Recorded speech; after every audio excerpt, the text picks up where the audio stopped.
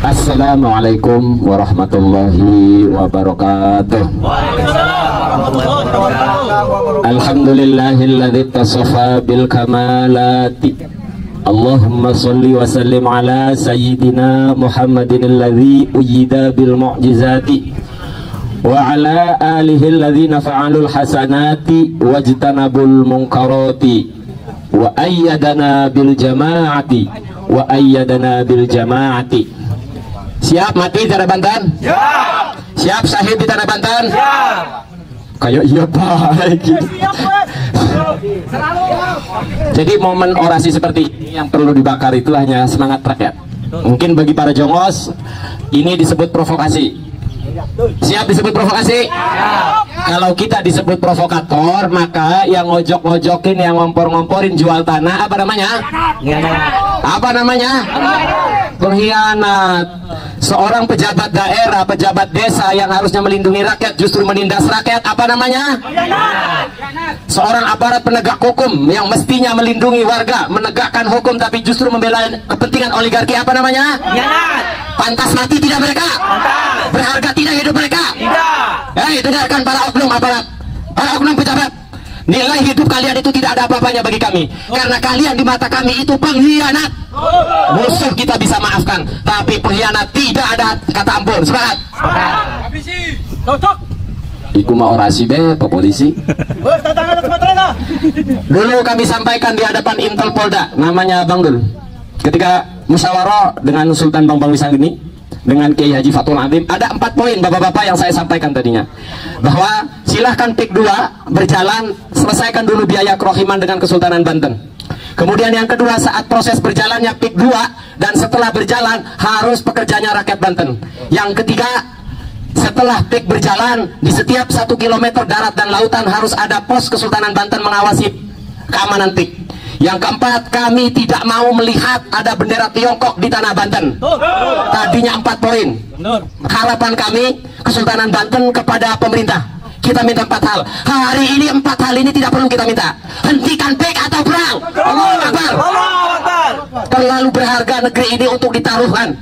Banten ini terlalu berharga, Indonesia terlalu berharga. Kalau demi 4 poin ini kita menaruh resiko keamanan nasional.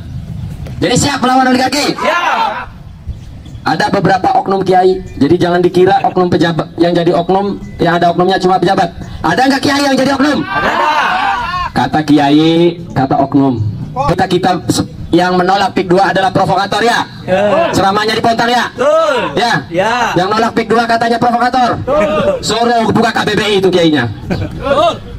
Untuk para oknum santri, para oknum kiai jumlahnya sedikit sih, tapi kayak apa arane lamun wong biasa susup oknum kiai ku jumlahnya si jeroro tapi kayak susup. Lamun orang dibuang melaku negatif bener nggak? Lawan tidak oknum kiai? Lawan. Wa idza qila lahum la tufsidu fil ardi qalu innama nahnu muslihun. Ketika orang-orang musyrik dikatakan tufsidu, janganlah kalian membuat kerusakan di atas bumi ini, mereka berkata innama nahnu muslihun. Maesa wong Banten kudu kita nih arep ngebangun Banten ta, ngurangi pengangguran ta, ngangkat perekonomian ta. Jawab apa tidak? Jawab. Siapa yang menjawab? Gusti Allah melanjutkan di dalam keterusannya ayat qalu innama nahnu muslihun, ala kata Allah innahum humul mufsiduna walakin la yash'urun. Ketahuilah bahwa kalian itulah para perusak di muka bumi ini, hanya saja kalian tidak merasa. Jadi apa yang dilakukan hari ini oleh para jongos, oknum aparat, oknum pejabat, oknum kiai, itu lebih dulu dilakukan oleh orang-orang musyrik, oleh orang-orang jahiliyah. Jadi mereka itu orang yang ketinggalan itu. Jadi Badung ketinggalan. Oknum pejabat, oknum kiai, kalian itu Badungnya ketinggalan. Itu sebelum diutusnya Nabi Muhammad SAW. Jadi mereka berargumen mau membangun Banten. Itu argumennya orang-orang kafir zaman dulu. Hari ini katanya Pak oknum kiai mau membangun Banten, mau mengangkat perekonomian. Jawab apa tidak? Kedustaan oknum kiai, oknum abuya yang membela PIK 2. Mereka selalu berargumen darul mafasid muqaddam ala jalbil masolih. Sorry Kiai Roma, pangapunten. Saya mau ngasih tahu kepada jongos-jongos, pada aguan bahwa Banten jawarannya bisa dalil. Itu poinnya Kang Roman. Siap Kiai? apalagi santrinya, jawarannya aja pintar dalil, cukup untuk ngejawabi oknum kiai. Jangan nyebutin nama, sepakat? Jangan sebutin nama, sepakat? Sebut inisial saja. Inisialnya Said Akil Siroj. Betul atau tidak? Jangan nyebutin nama. Inisial, inisialnya Said Akil. Karena di sini ada bapak-bapak Polri itu. Wah, salah ngomong bisa dipenjara gitu. Yang belum ditangkap siapa? Kalau aktivis salah ngomong bisa ditangkap. Benar nggak Bapak Polisi? Tapi kalau kacau-kacau oligarki, ada yang sudah ketangkap?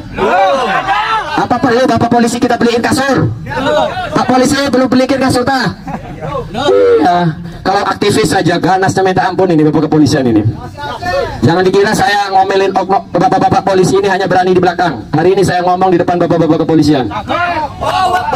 Siapa kita? Bos kan? Kita rakyat bosnya polisi kan? Betul, kita bosnya polisi. Hanya saja polisi sekarang tidak tahu siapa bosnya. Mereka tahu yang ngegaji mereka itu adalah rakyat, betul? Tapi rakyat tahu diri, nggak bisa buat polisi kaya, rakyat. Benar tidak? Yang ngegaji polisi siapa? Yang ngegaji bupati siapa? Yang ngegaji gubernur siapa? Yang buat mereka kaya siapa? Jadi yang sekarang terjadi tidak hanya oknum kiai, oknum aparat, oknum pejabat tidak tahu siapa yang harus mereka lindungi. Rusak moralnya sudah. Sudah mereka yang rusak moralnya menuntut kita jangan memprovokasi. Kan lucu. Rumah kita diobok-obok terus kitanya nggak boleh berorasi. Jawab apa tidak? Jawab. Jawab apa tidak? Jawab. Ah, polisi saya giliran ngomong mau pura-pura ngobrol beda ya. Pak polisi, bos kalian lagi ngomong nih. Tolong dengerin apalah. Saya hari ini ingin ngasih dia kepada bapak-bapak polisian dan bapak-bapak TNI bahwa berdirinya Indonesia Raya itu atas dasar kesepakatan kesultanan dan raja-raja para raja. Betul atau tidak? Saya sering berargumen dengan oknum ahli hukum tata negara. Saya sering berdebat di lapangan dengan pengacara, dengan jongos-jongos kader ormas nganu arane. Paham? Paham. Bahwa katanya dalam sebuah negara kalau penjajah diusir maka negara tersebut milik yang ngusir tersebut. Jawab apa tidak? Jawab. Kalau negara Spanyol bisa mengalahkan negara Belanda mengusir, benar Banten menjadi milik Spanyol. Tapi perlu diketahui yang mengusir penjajah itu seluruh rakyat Indonesia. Betul apa tidak? Betul. Polisi apa rakyat yang mengusir penjajah? Rakyat. Lalu setelah penjajah pergi, kesultanan dan kerajaan bermusyawarah memperundingkan NKRI dengan tujuan mensejahterakan rakyat dan melindungi rakyat. Hari ini kalau lalu kemudian setelah ada NKRI rakyat makin ditindas, luruskan tidak mereka? Luruskan. Hai bapak-bapak kepolisian TNI khususnya pemerintahan pusat, kalian jangan lupakan sejarah bahwa berdirinya Indonesia agar negara ini semakin kuat dan semakin solid. Apa perlu kita ingatkan? Dan kalian itu bukan pemilik negeri ini. Tidak ada kesultanan dan kerajaan dimanapun di bumi pertiwi ini yang menyerahkan wilayahnya kepada pemerintahan Indonesia. Tidak pernah ada.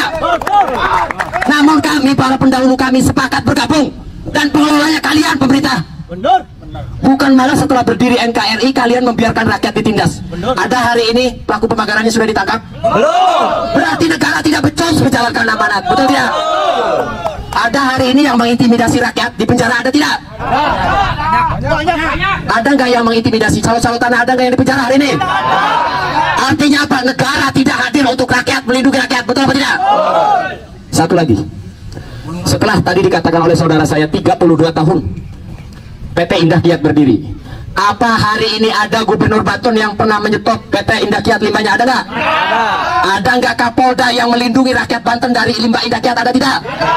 Ada tidak Kapolres yang menyetop limbah Indah Kiat? Ada tidak? Lalu hari ini nongol katanya akan mensejahterakan Banten. Cie, dikira kami anak kecil dikasih permen diem. Bapak polisi, sampai hari ini 32 tahun tidak ada kepolisian yang berani nanganin Indah Kiat. Tidak ada Kapolda, Polres yang berani nanganin PT Indah Kiat. Begitupun gubernur, bupati nggak ada. Jadi kalau hari ini lalu kemudian kami diemeng-emengin permen, Mahesa rakyat Banten nanti akan sejahtera kalau udah fix. Siapa yang mau percaya siapa? Gak ada. Kalau orang gila yang percaya. Buat Bapak kepolisian, Bapak aparatur negara, hari ini singkat saja yang ingin saya sampaikan, kami tidak akan bernegosiasi dengan penjajah yang akan mengancam kedaulatan NKRI. Kalau hari ini Polri belum bertindak, tidur Bapak, biar kami yang turun ke lapangan. Allahu Akbar. Kalau hari ini belum ada kepolisian yang berani menangkap pelaku intimidasi, mafia tanah, pelaku pemagaran, tidur Bapak. Dan kami rakyat yang turun ke lapangan.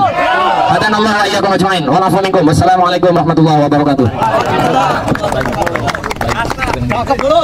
Terima kasih Kang Mahesa.